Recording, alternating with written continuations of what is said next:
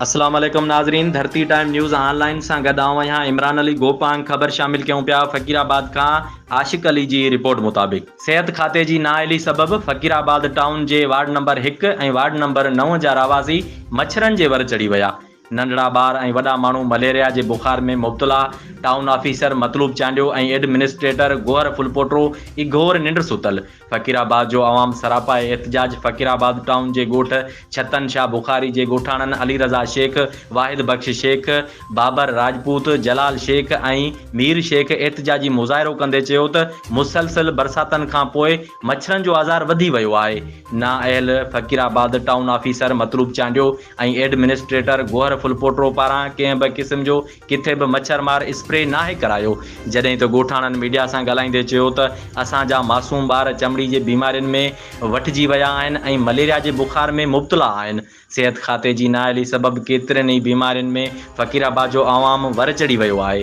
फ़कीराबाद town जे ward number 1 ऐं ward number 9 जी अवाम एहतजाज कंदे चयो त असां आला अख़्तियारनि खां घुर था कयूं त जल्द खां जल्द नोटिस वठी मच्छरमार स्प्रे करायो वञे ऐं ॻोठाणनि जी बेचैनी ख़तमु कई वञे, न त ॿी सूरत में एहतजाज जो दाइरो वधायो वेंदो। न खपे टाउन ऑफिसर न खपे न खपे न खपे टाउन ऑफिसर मतलूब चांडे खे हटायो। टाउन ऑफिसर मतलूब चांडे खे टाउन ऑफिसर मतलूब चांडे खे टाउन ऑफिसर मतलूब चांडे खे टाउन ऑफिसर मतलूब चांडे खे टाउन ऑफिसर मतलूब चांडे करप्ट खे टाउन ऑफिसर मतलूब चांडे खे टाउन ऑफिसर करप्ट नाइल मतलूब चांडे खे टाउन ऑफिसर मतलूब। असीं ॻोठ छतन शाह बुखारी जा रवासी आहियूं। असीं वार्ड नंबर 1 जा रवासी आहियूं। हीअ असांजो ॻोठ वॾी आबादी रखंदड़ ॻोठ आहे। हिते मच्छरमार स्प्रे न थी आहे। हिते टाउन ऑफिसर मतलूब चांडियो पारां जेको आहे त हर महीने जी बजट हड़प कयूं थो वञे।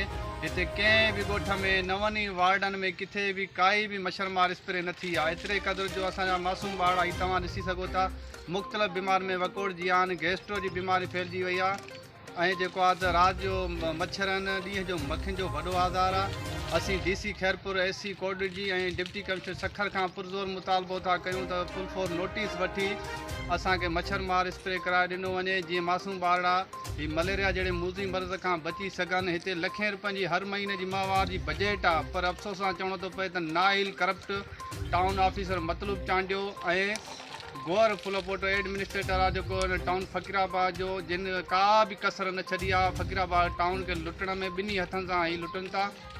हिननि कॾहिं बि हिन ॻोठ खे पंहिंजे टाउन जो हिसो न सम्झियो आहे। आख़िर छो असांजो कहिड़ो ॾोह आहे त हिन असांजो कम से कम बरसाति जे दौरान मच्छरमार स्प्रे कराए ॾिनो अथनि। ॿियूं त सहूलियतूं तव्हां नथा हिते ॾेई सघो ॻोठ जे रवासियुनि खे। हितो खोड़ सारियूं जेके आहिनि त मसइलनि जे वर चढ़ियल आहे ॻोठ, पर इंतिहाई अफ़सोस सां असांखे चवणो थो पए त हिते कंहिं बि क़िस्म जो मच्छरमार स्प्रे कराए न ॾिनो आहे। तव्हां ॾिसी सघो था मासूम ॿार जेके आहिनि त मुख़्तलिफ़ बीमारियुनि में वकोड़जी विया आहिनि। सिहत खाते जे आला इदारनि खे असां अपील था कयूं त हिन वाक़े जो नोटिस वठी असां